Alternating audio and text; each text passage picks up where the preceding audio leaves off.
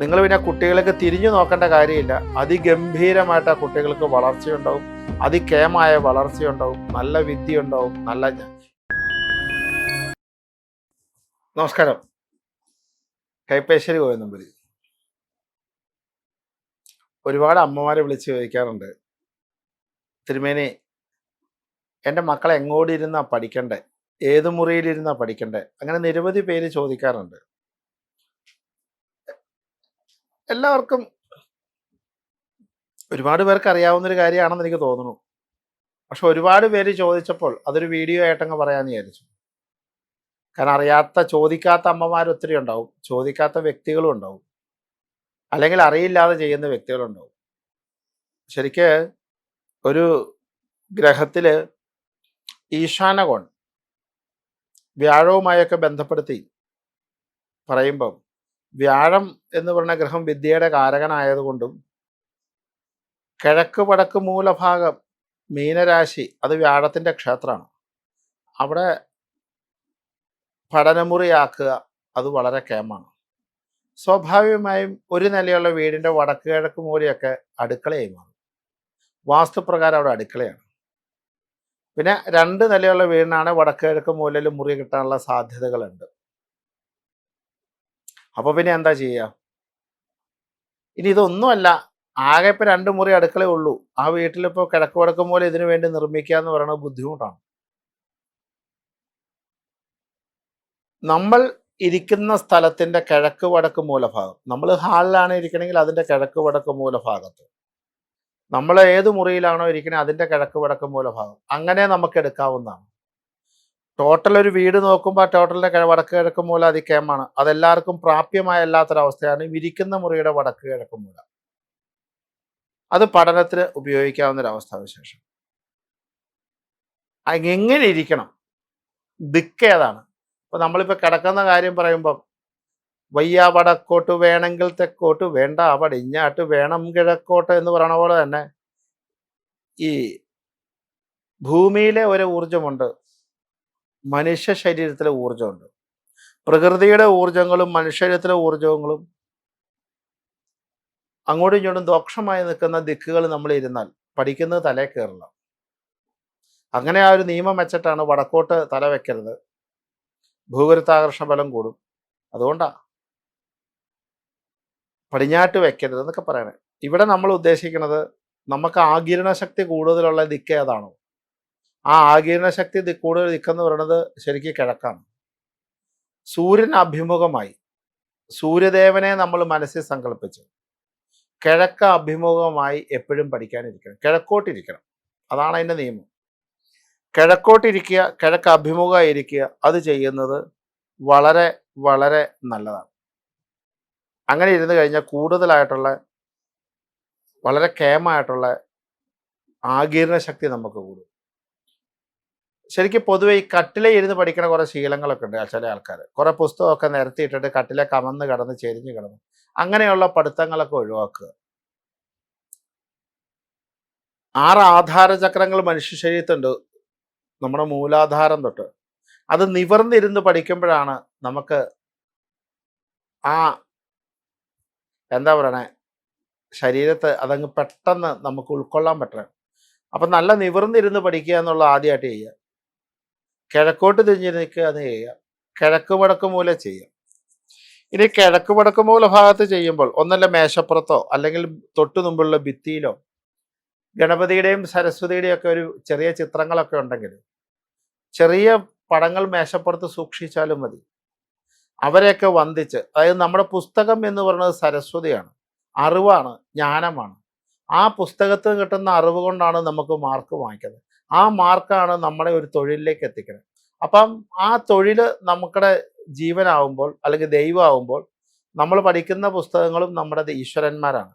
അത്രയും സങ്കല്പത്തിൽ പുസ്തകങ്ങൾ നോക്കും. അതല്ലേ പത്തൊക്കെ നമ്മൾ പുസ്തകത്തെ 10 വശ കാലുകൊണ്ട് തൊട്ടാൽ പോലും തൊട്ടുതലേ വയ്ക്കും. അക്ഷരങ്ങളെ ഒന്നും തൊടില്ല. ഒരു ന്യൂസ് പേപ്പറിനെ പോലും ചവിട്ടാൻ പഴയ കാലത്ത് ആരും തയ്യാറാവില്ല. എന്നുവെച്ചാൽ അത് അക്ഷരങ്ങളാണ്. അക്ഷരങ്ങളെ തൊടുന്നയാൾക്ക് ജ്ഞാനം ഉണ്ടാവില്ല, അറിവുണ്ടാവില്ല, സരസ്വതി പ്രസാദിക്കില്ല എന്ന് പറയുന്നത്. അപ്പം അതുകൊണ്ട് പഠിക്കാൻ തുടങ്ങുന്നതിന് മുമ്പ് ഗണപതിയെയും സരസ്വതിയും പരദേവതയും ഒന്ന് പ്രാർത്ഥിക്കുക. എനിക്ക് ഈ ചെയ്യുന്ന കാര്യങ്ങളിലെ സർവ്വജ്ഞാനവും അറിവും ഓർമ്മയും തരണേ. ഇതിലൂടെ എൻ്റെ ജീവിതത്തിലെ നന്മയിലേക്ക് കൊണ്ടുവരണേ. അങ്ങനെ ഒന്ന് പ്രാർത്ഥിച്ച ശേഷം പരീക്ഷ നമ്മൾ എന്താ പറയുക, പഠിക്കാനിരിക്കുക. ഇനി പഠിക്കാനിരിക്കേണ്ട സമയം ഏറ്റവും കൂടുതൽ ബ്രാഹ്മ മുഹൂർത്തമാണ്. എന്നുവെച്ചാൽ അവരോട് 3 മണിക്ക് തന്നെ എണീക്കാൻ പറയുന്നില്ല. ഒരു 4:30 കഴിയുമ്പോഴെങ്കിലും തൊട്ട് ഒരു 6:30 വരെയുള്ള സമയം അവർ പഠിക്കാൻ ശ്രമിക്കുക. ഒരു വിദ്യാർത്ഥിയും എത്ര പഠിക്കുന്നതാണെങ്കിലും പരീക്ഷാക്കാലം ചിലപ്പോൾ കുറച്ച് കൂടുതൽ സമയം, നോർമൽ ഡേയിൽ ഒരു 10 മണി 20 മിനിറ്റ്, മാക്സിമം 10 മണി, 10 കൂടുതൽ അവരെ ഇരുത്തരുത്. അവർ കിടന്നുറങ്ങും. നിങ്ങളുടെ മാതാപിതാക്കൾ അവർക്ക് ഫോൺ ഉണ്ടെങ്കിൽ, ചിലപ്പോൾ ഡിഗ്രി പഠിക്കുന്നവർക്കും +2 പഠിക്കുന്നവർക്കും ഫോണുണ്ട്, 10 മണിയാകുമ്പോൾ ഫോണൊക്കെ വാങ്ങിച്ചു വയ്ക്കുക. എന്നിട്ട് നീ കിടന്നോളാൻ പറയാം. ഇനി ഫോൺ അവർക്ക് തരാൻ ഉദ്ദേശമില്ല, ഫോൺ പിന്നെ ഉപയോഗിക്കേ വേണ്ടെന്ന് പറഞ്ഞ് നിയമത്തിലേക്ക് കൊണ്ടുവരാം. കാരണം നമ്മുടെ കുട്ടികൾ നന്നാവുണ്ട്. അപ്പം അത് കാരണം 10 മണിയൊക്കെ കഴിയുമ്പം അവരെ ഉറക്കണം. വളരെ നല്ല നിദ്ര നല്ല ഓർമ്മയ്ക്ക് ശക്തി കൊടുക്കും.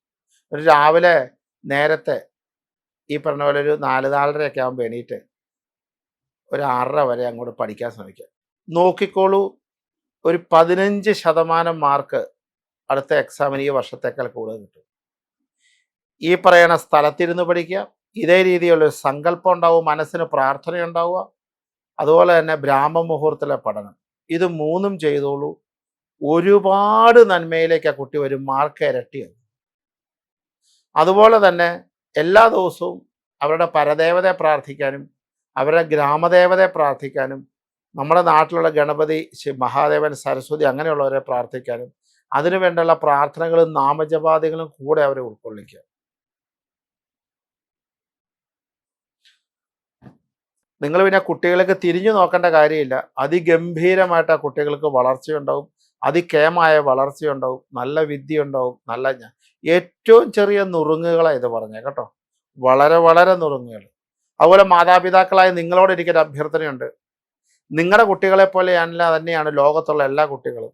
ആർക്കെങ്കിലും അടുത്ത് പഠിക്കാൻ നിവൃത്തിയില്ലാത്ത കുട്ടിയുണ്ടെങ്കിൽ അവനൊരു യൂണിഫോം മേടിച്ചു കൊടുക്കുക, അവനൊരു ബാഗ് വാങ്ങിച്ചു കൊടുക്കുക, അവനൊരു 10 പേന മേടിച്ചു കൊടുക്കുക, അവന് നോട്ട് എഴുതാൻ 10 ബുക്ക് മേടിച്ചു കൊടുക്കുക, അവൻ്റെ പുസ്തകം മേടിക്കാനുള്ള പൈസ കൊടുക്കുക. അങ്ങനെ എന്തെങ്കിലും പാവപ്പെട്ടവർക്ക്, പഠിക്കുന്ന കുട്ടികൾക്ക് വേണ്ടി നിങ്ങൾ ദാനം ചെയ്യാമെങ്കിൽ അത് ഉറപ്പായിട്ടും നിങ്ങളുടെ കുട്ടിക്ക് ഗുണമായി വരും.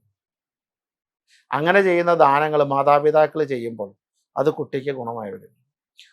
പ്രാർത്ഥന മാത്രം പോരാ, നാമജപാതി മാത്രം പോരാ, വാസ്തുപ്രകാരം ഇരുന്നാൽ പോരാ, സങ്കല്പം പോരാ, ബുദ്ധി പോരാ, നമ്മൾ ചെയ്യണം നല്ല കർമ്മവും വേണം. അപ്പം അതുകൊണ്ട് ദാനങ്ങൾ ചെയ്യണം എന്നുള്ളതാണ്, നല്ല നല്ല ദാനങ്ങൾ. അതുപോലെ തന്നെ സ്കൂളിൽ ഇപ്പം എന്തെങ്കിലും വിശേഷമൊക്കെ നടക്കുന്ന സമയത്ത് കുട്ടികൾ പിരിച്ച് ചെയ്യുന്ന കാര്യങ്ങൾ നമ്മുടെ കോൺട്രിബ്യൂഷൻ കൊടുക്കുക. പാവപ്പെട്ട കുട്ടികൾക്ക് ആഹാരം വാങ്ങിക്കൊടുക്കുക, ബാലഭവനുകളിൽ ഭക്ഷണം കൊടുക്കുക, ഇഷ്ടമുള്ള ഭക്ഷണം കൊടുക്കുക, കുട്ടികളെ മാക്സിമം സന്തോഷിപ്പിക്കുക. അതുപോലെ മാസത്തിലൊക്കെ വൈഷ്ണവ ക്ഷേത്രത്തിൽ ഉണ്ണിയപ്പമൊക്കെ നടത്തിയിട്ട് ഒരു 3 ഇടങ്ങഴി ഉണ്ണിയപ്പം അല്ല ഒരിടങ്ങഴി, എന്നിട്ട് ഉണ്ണിയപ്പം അവിടെ നിൽക്കുന്ന കുട്ടികൾക്കൊക്കെ വിതരണം ചെയ്യുക, നമ്മുടെ മക്കളെ കൊണ്ട് കൊടുപ്പിക്കുക. ഇതൊക്കെ അതിഗംഭീരമാണ്. ഇതൊന്നുമില്ല ഇപ്പം ആൾക്കാർ. ഇപ്പം പറയും ഒരു 1,00,000 രൂപ തന്നേക്കും അമ്പലത്തിൽ, അപ്പം തരും 1,00,000 രൂപ. പക്ഷെ ഒരു നാഴി ഉണ്ണിയപ്പം കഴിച്ച് 10 പേർക്ക് കൊടുക്കാൻ പറഞ്ഞാൽ പറ്റില്ല. നമ്മുടെ രീതി അതായി മാറി. അപ്പോൾ അതൊക്കെ ഒന്ന് വന്നോളൂ. അപ്പോൾ കുട്ടികളുടെ വിദ്യാഭ്യാസ രംഗത്തുള്ള, പഠിത്ത രംഗത്തുള്ള, ബുദ്ധിയുടെ രംഗത്ത് എല്ലാത്തിനും മാറ്റം വരും. ഇങ്ങനെ ഇരിക്കാനും ഇങ്ങനെ ശ്രമിക്കാനും ഇതൊരു ദൈവിക കർമ്മമായി ശ്രമിക്കാനും രാവിലത്തെ പ്രാർത്ഥനയും രാവിലത്തെ പഠനവും ക്ഷേത്രദർശനവും നാമജപവും ഒക്കെ തുടങ്ങട്ടെ. നല്ല ഉയർച്ചയുണ്ടാവും. കുട്ടികൾക്ക് നല്ല മാറ്റം, സ്വഭാവ രൂപീകരണം വരെ മാറും. അവരുടെ കോപങ്ങൾ മാറും, അവരുടെ ഒരു എന്താ പറയുക മടി മാറും, അലസത മാറും, എല്ലാം ചെയ്യും. നിയമമായിട്ട് കൃത്യമായി ചെയ്യുന്ന കാര്യങ്ങൾ നന്മയിലേക്ക് നയിക്കും. നമസ്കാരം.